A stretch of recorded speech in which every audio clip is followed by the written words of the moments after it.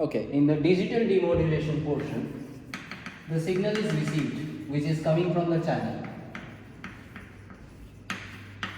and after receiving the signal, it receives the signal RT instead of the actual signal which was sent, SMT, because the channel introduces some noise to the actual signal, and RT is basically that noise added with the signal. So SMT plus NT.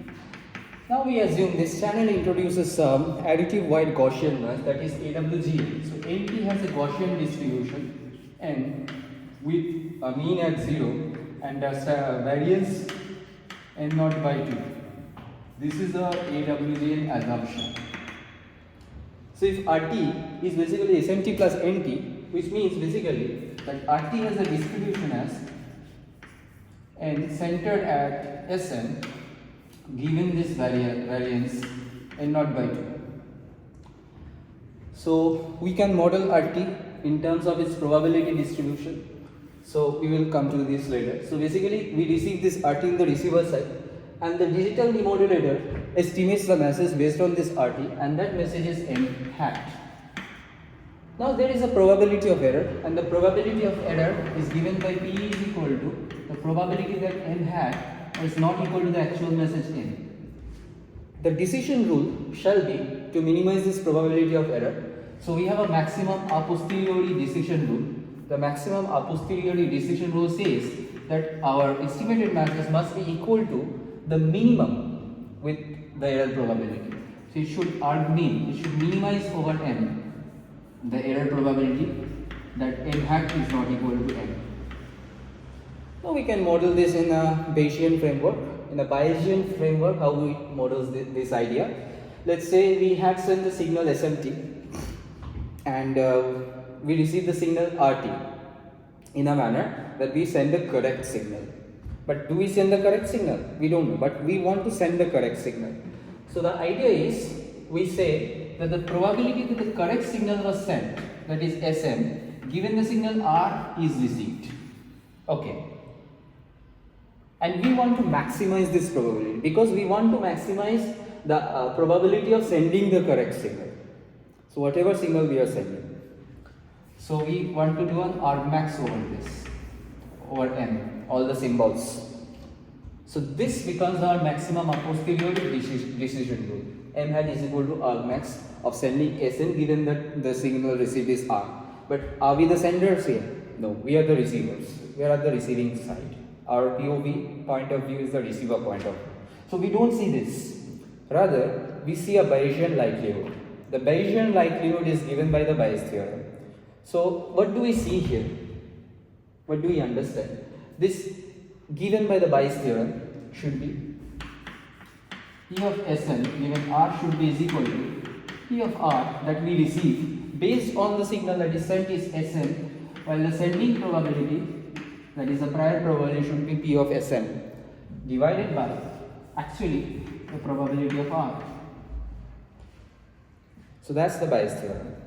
Using this Bayesian framework, we have this Bayesian likelihood in the argmax. We can just substitute this Bayesian likelihood and we get argmax n P of R given as n Pn. We say Psn is the symbol sending probability, symbol transmission probability, that is Pn, no problem. Now this can be a similar probability. If there are m symbols, the Pm should be somewhere equal to 1 by n. The transmission probability is always the same. Okay, why didn't I consider the denominator of the fraction PR? Because it's an argmax situation. So it's the same always, because we are taking the maximum out of it, right? So this thing we model up. So okay, this is the maximum a posteriori, and we know that the log likelihood, this is the likelihood. In an argmax situation, the log likelihood also yields the same result. So we can simplify this by taking a log of this. So we take the log likelihood. So we do an argmax over n on the log of Pm plus log of PR given Sn. That's the idea. And I'm, for the simplicity purpose, removing the Bayes theorem portion from the board now. We don't need it. We understand Bayes theorem. So it's there. log of P r given Sn. Now what is this density P r given Sn? Probability density function. So basically we are saying when we are sending the signal Sn given that condition, the signal that is received has a Gaussian distribution centered at Sn. That is the conditioning. So if we are conditioning on Sn, basically the signal that we receive has Gaussian centered at Sn with a noise n by 2 variance. So the what do we say? The density function can be easily computed here. But P of r given Sn is a Gaussian density, that is 1 by root 2 pi sigma square, this is n by 2, n naught by 2, e to the power minus r minus Sm mod square divided by, because that's the distance between the two vectors, divided by 2 sigma square, that is n naught by 2. Okay, let's simplify this over here only. 1 by root over pi n naught. I forgot to put a square root of n, whole square n, because the dimensionality is n, right? So we put a whole n. So according to that dimensionality, it becomes 1 by square root of pi n naught whole to the power n, that is pi n naught to the power n by 2, e to the power minus mod r minus Sn squared by n naught. If we put this in this scenario, the same density, we actually get this r max m log of Pm plus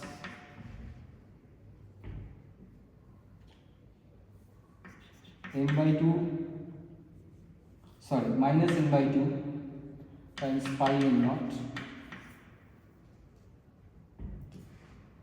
minus 1 by n naught r minus Sn mod square. Okay. Now the thing is, in an Armax situation, some constants are irrelevant. Like this is a constant, so this is irrelevant. I negate this. Okay, I should keep it. So in the next line, I just consider Armax over m log of Pm, and this is a particular property from inner product of vectors that I can literally see, and that using the property we get minus 1 by n naught r square plus Sn square minus 2 r transpose Sn, because these are vectors. So this is basically an inner product. Okay, this is the case. Now simplifying further, this mod of r square that we receive shall be a constant. We can reduce this also. Mod of Sn square is basically the energy at which we are sending the signal. So mod of Sn square shall be the energy En. Okay, so we can take that En, and we have R max m log of Pm minus En by n naught plus 2 by n naught r transpose Sn. I want to cancel the 2 by n naught from here, so I have to multiply n naught by 2 everywhere. So it gives me here En by 2 and here n naught by 2. This portion I can simplify as eta n, and this is plus R transpose Sn, which is an inner product between what we receive and the signal that was sent. Symbols. Okay, and this is the R max here. So R max over M. So this is our M hat. So this is the maximum a posteriori decision rule. Okay. After deriving the maximum a posteriori decision rule, what do? We basically simplify and make a block diagram to understand the digital demodulation part. That's it. Allora. So we go forward.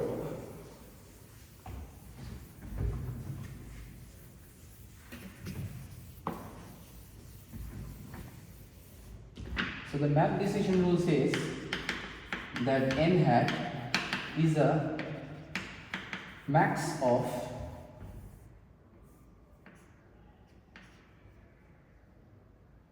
eta m plus an inner product of R and Sm. This is the idea of the map decision rule. How do we see this?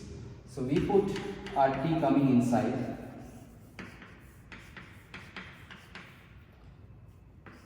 we multiply phi 1t, phi 2t and so on, and then we integrate.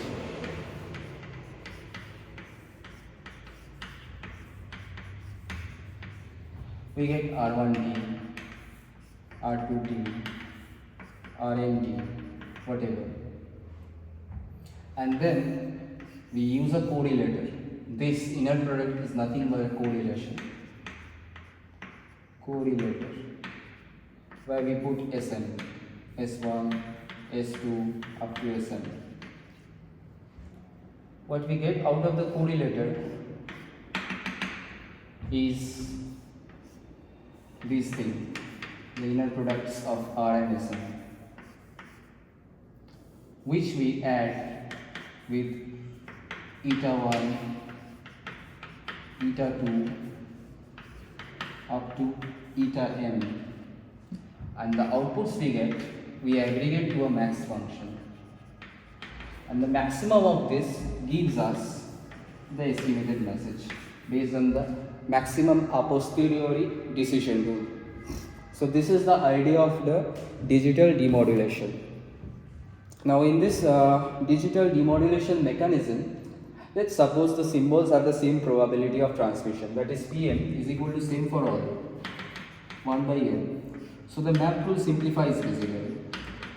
That says it is just 1 by n naught, is just the argmax of over n 1 by n naught times r minus Sn naught square.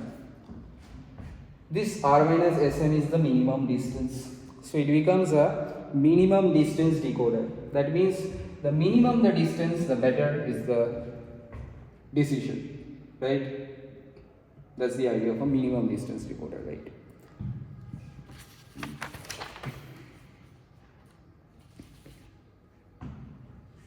Okay. Now we extend this idea of maximum a posteriori decision rule into 2-PAM scenario and what happens for symbol transmissions.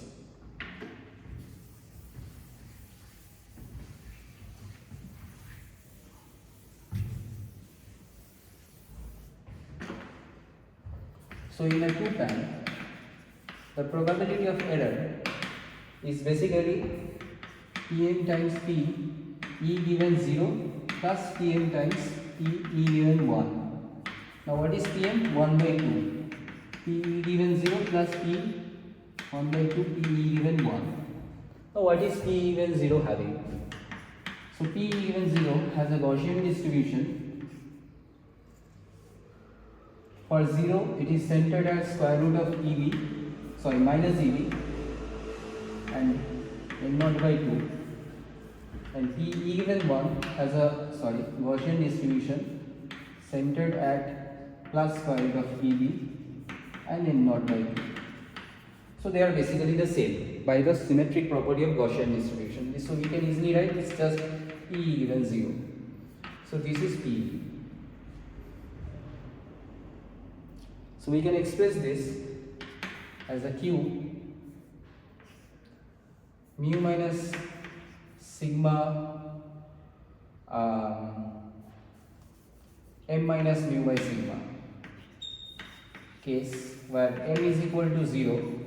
So 0 minus square root of EV, that is plus square root of EV, divided by sigma is n0 by 2 square root of n0 by 2.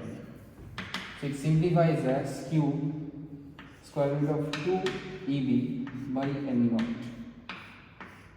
So that is the P for a 2-PAM scenario. Okay.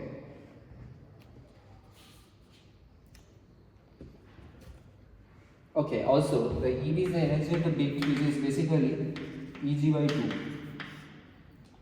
and the minimum distance between the bits is equal to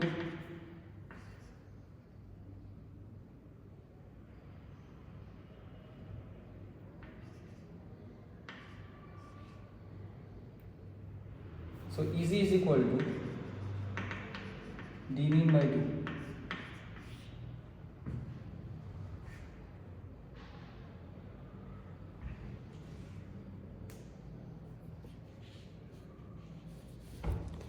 Or something like that. Anyway,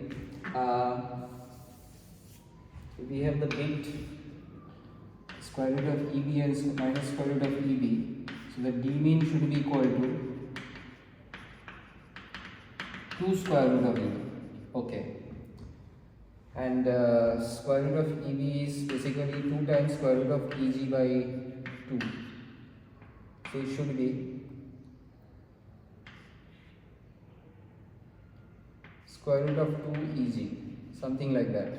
So the minimum distance, anyway, that is okay.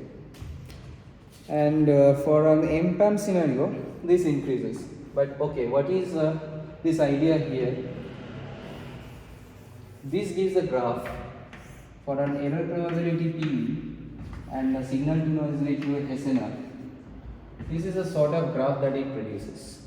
And for a very minimum value of error probability 10 to the power minus 5, we find that in this graph, the corresponding value in the decibel scale is 9.5 dB. So for a signal transmission for 2 PAM, we need to produce 10 times the energy of the signal to noise ratio, so that we have a very minute error probability of 10 to the power minus 5. Now if we expand this idea to the M-PAM scenario,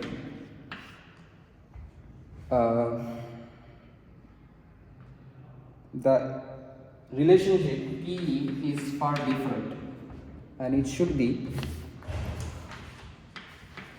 2n minus 1 by m q of square root of 6 log m by m square minus 1 E average by m naught.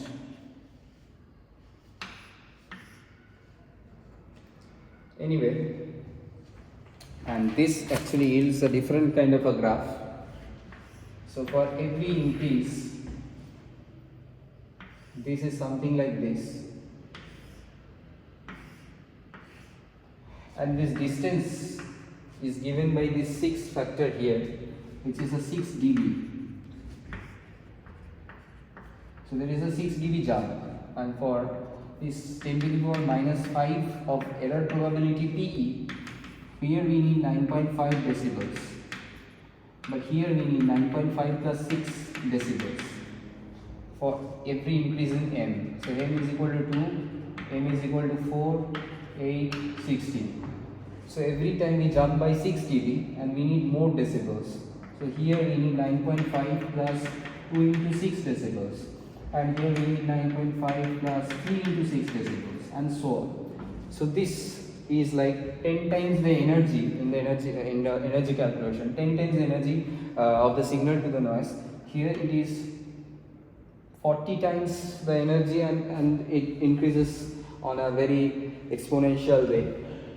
So the energy that is needed to send the signal is very high for every value of m increase. So many symbols if we want to send in the PAM, we need a lot of energy to transmit that signal, so that the signal to noise ratio is so good that the quality doesn't drop and the error probability is minimized at 10 to the power minus 5. That's the idea coming out from here. So that's how the digital demodulator works. That's it.